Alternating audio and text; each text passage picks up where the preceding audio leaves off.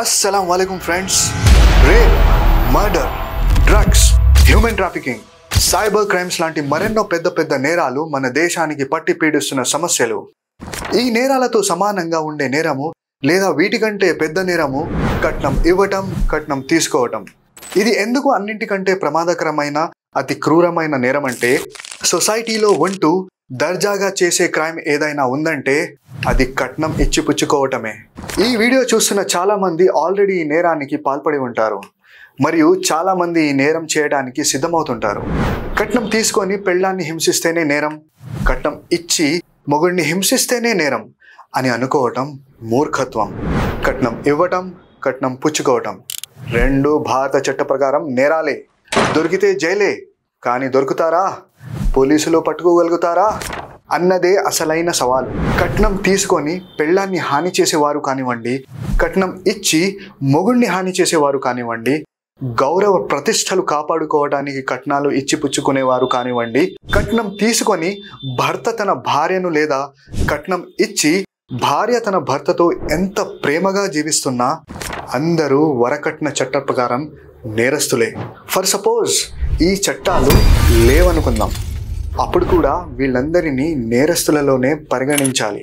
ఈ కట్న వ్యవస్థకు సమాప్తం చేయడానికి అన్ని అధికారాలు ఉన్న పోలీసు శాఖకు వారు ఏం చేయాలో మేము ఈ వీడియోలో బోధించాల్సిన అవసరం లేదు. అధికారానికి దుర్వినియోగం చేయకుండా నీతిని, నిజాయితీని అనుసరించి యాక్షన్ తీసుకుంటే ఈ నేరాన్ని పూర్తిగా అరికట్టొచ్చు.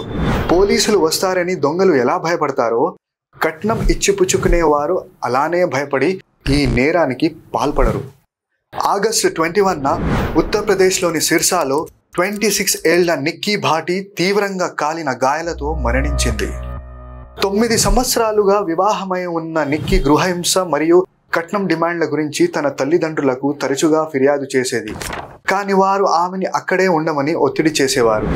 నిక్కీ మరియు ఆమె సోదరి బ్యూటీ పార్లర్ తెరిచినప్పుడు వేధింపులు మరింత తీవ్రమయ్యాయని ఆ తరువాత అత్తారింటి వాళ్ళు ఆమె భర్తతో కలిసి నిక్కీకి నిప్పంటించారని నిక్కీ తల్లిదండ్రులు ఆరోపించారు. 2019లో హైదరాబాద్లో 29 ఏళ్ల నివేదిత భర్త రఘుప్రకాష్ చేత వేధింపులకు గురై ఆత్మహత్య చేసుకున్నట్లు ఆరోపణలు ఉన్నాయి.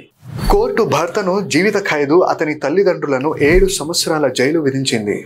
రంగారెడ్డి జిల్లా అమంగల్ మండలంలోని మేడిగడ్డ గ్రామంలో 25 ఏళ్ల మధు తన భర్త మరియు అతని కుటుంబ సభ్యుల ద్వారా అదనపు డౌరీ కోసం వేధింపులకు గురై ఆత్మహత్య చేసుకున్నట్లు ఆరోపణలు ఉన్నాయి. మెదక్ జిల్లా టెక్మల్ మండలంలోని హసన్ మహమ్మద్ పల్లి గ్రామంలో 19 ఏళ్ల మానస తన భర్త డౌరీ కోసం చేసిన వేధింపులకు గురై ఆత్మహత్య చేసుకున్నట్లు కుటుంబ సభ్యులు ఆరోపించారు. హైదరాబాద్లోని రాయదుర్గం ప్రాంతంలో 25 ఏళ్ల సాఫ్ట్వేర్ ఉద్యోగిని భర్త డౌరీ కోసం చేసిన వేధింపులకు గురై ఆత్మహత్య చేసుకున్నట్లు కుటుంబ సభ్యులు ఆరోపించారు. ఆంధ్రప్రదేశ్లోని నల్లపాడు ప్రాంతంలో గీతిక అనే యువతి డౌరీ వేధింపుల కారణంగా ఆత్మహత్య చేసుకున్నట్లు కుటుంబ సభ్యులు ఆరోపించారు. ఆమెకు ప్రేమ వివాహం జరిగింది. ఆమె భర్తపై మత్తు ద్రవ్య వినియోగం మరియు వేధింపుల ఆరోపణలు ఉన్నాయి. ఈ సంఘటనలు కట్నం వేధింపుల తీవ్రతను, మహిళలపై జరుగుతున్న హింసను ప్రతిబింబిస్తున్నాయి. సమాజంలో ఈ సమస్యపై అవగాహన పెంచడం, చట్టపరమైన చర్యలు తీసుకోవడం అత్యంత అవసరం. కట్నం వేధింపులు లేదా గృహహింసకు గురైన మహిళలు సహాయం కోసం ఉమెన్ హెల్ప్ లైన్ నంబర్ 181 లేదా పోలీస్ నంబర్ 100కి సంప్రదించవచ్చు. అసలు మన భారతదేశంలో కట్నం ఎలా మొదలైందో తెలుసుకుందాం. ఎప్పటి నుంచో వేదకాలం నాటి నుంచి మన దేశంలో పెళ్లిని ఒక పవిత్రమైన బంధంలా చూసేవారు. ఆ రోజుల్లో అమ్మాయి పెళ్లి చేస్తే తల్లిదండ్రులు ఆమెకు బంగారం, ఆభరణాలు, భూమి, పశువులు ఇచ్చేవారు. దాన్ని స్త్రీధనం అని పిలిచేవారట. అది అమ్మాయి సొంతం.